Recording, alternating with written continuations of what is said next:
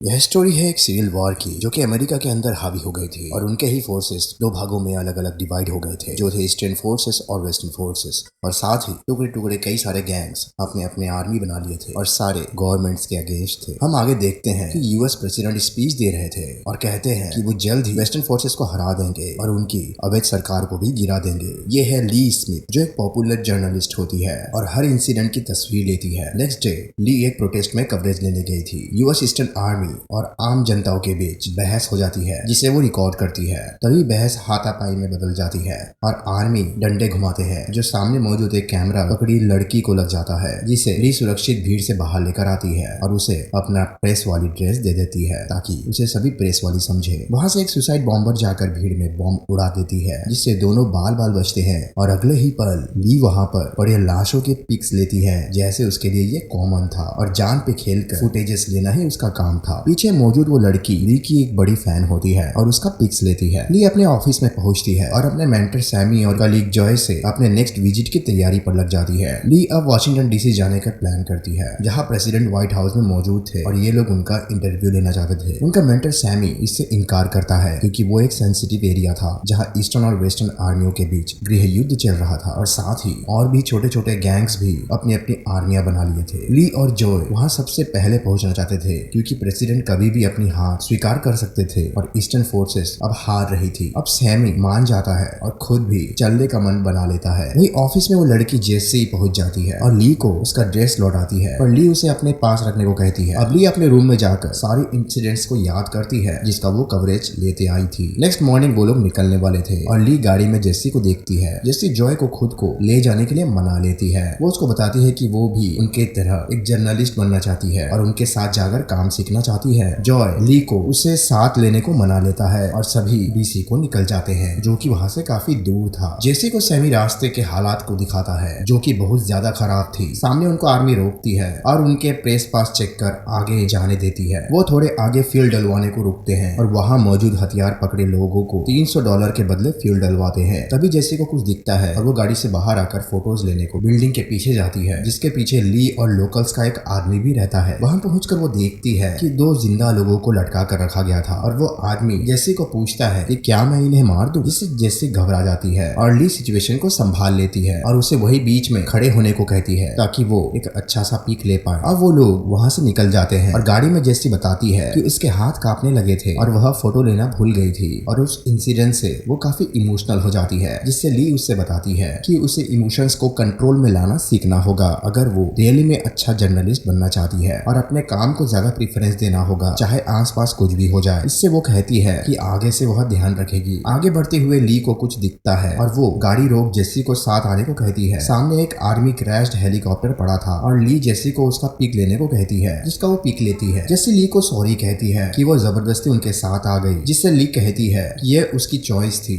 और अगर बॉम्ब या गोली से वो मारी जाती है तो वो उसे याद रखने के बगैर और कुछ नहीं कर सकती। जिससे जेसी कहती है कि अगर ऐसा कुछ होता है तो वो उसके मरने के वक्त का पिक जरूर ले। अगले दिन वो बीच रास्ते में आर्मी और लोकल्स के बीच फायरिंग की कवरेज लेते हैं। जेसी अब बिना डरे काम करती है और इमोशंस को हटाकर सारे पिक्स लेती है और मारे गए सभी की सही से पिक्स लेती है। अब वो लोग वहाँ से वेस्ट वर्जीनिया पहुँचते हैं जहाँ सिचुएशन थोड़ा ठीक होता है और लोग अलग से कैंप में रह रहे थे। वो लोग सुबह वहाँ से निकलकर आगे एक ट्विलाइट जोन में पहुँचते हैं जहाँ सब नॉर्मल सा होता है और वो सभी एक शॉप में गृह युद्ध के बारे में पूछते हैं तो शॉपकीपर बताती है कि यहाँ सभी खुद को अलग करके रखे हैं और यहाँ पर सेफली रह रहे हैं। अब वो लोग उस शॉप से कुछ शॉपिंग करते हैं और पिक्स लेकर वहाँ से निकल जाते हैं। वो वहाँ से कुछ मीलों दूर आकर एक वंडरलैंड में पहुँचते हैं जहाँ घुसने पर उन पर फायरिंग होती है और वो लोग वही लेट जाते हैं। उनको पास में ही दो आर्मी के जवान लेट कर स्नाइपिंग करते दिखते हैं और वो बताते हैं कि गोली सामने घरों से आ रही है और पता नहीं वो लोग कौन है। और तभी स्नाइपर आर्मी उनको मार गिराती है और प्रेस को वहाँ से निकलने का टाइम मिल जाता है। वो लोगों को रास्ते में एक गाड़ी उनका पीछा करते देती है। तभी वो लोग पास आकर मुस्कुराते हैं और पता लगता है ये जॉय का फ्रेंड होता है और जॉय उनको पहचान लेता है। वो काफी कूल था और चलती गाड़ी में वो उस गाड़ी से इस गाड़ी में आ जाता है। ये देख जेसी को भी काफी मजा आता है और वो भी ये दोहराती है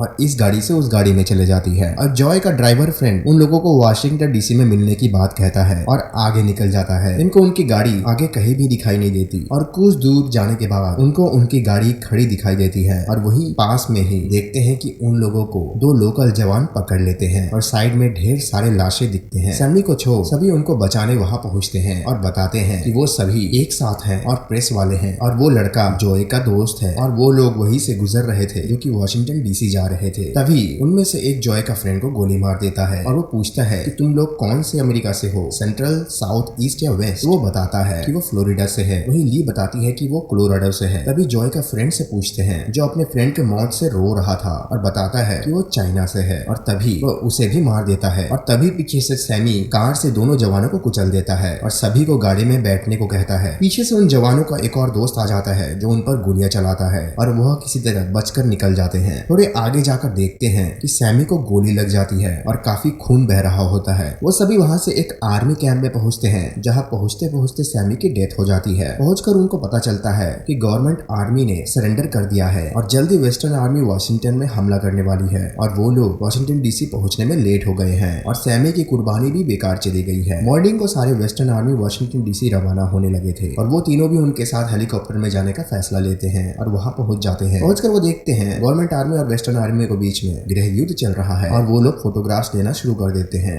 आर्मी टैंक लेकर व्हाइट हाउस की तरफ बढ़ती है और प्रेसिडेंट को घेर लेती है और सभी व्हाइट हाउस में घुसते हैं। और जैसे कि ली और उसकी टीम को प्रेसिडेंट को मारने की पिक्स सबसे पहले लेनी थी, वो भी अंदर चले जाते हैं। वेस्टर्न आर्मी प्रेसिडेंट के असिस्टेंट को भी मार देते हैं और अंदर घुसते हैं। आर्मी और स्पेशल फोर्सेस के बीच में गोलियां चलती हैं और जेसी को बचाने के चक्कर में ली को गोली लग जाती है और उसकी जान वही चली जाती है और जेसी इसका पीक लेती है और उसे जैसा बताया गया था वो वैसा ही करती है और इमोशंस को अलग रख वहां से सभी के साथ आगे बढ़ती है। अंदर वेस्टर्न आर्मी प्रेसिडेंट को घसीट कर बाहर लेकर आते हैं और तभी जॉय वहां खड़ा हो जाता है और जेसी आर्मी द्वारा प्रेसिडेंट को मारने की पिक्स लेती है और मूवी यही समाप्त हो जाती है। सो गाइस, अगर आप लोगों को यह मूवी पसंद आई हो तो प्लीज लाइक, शेयर और सब्सक्राइब जरूर कीजिएगा। धन्यवाद।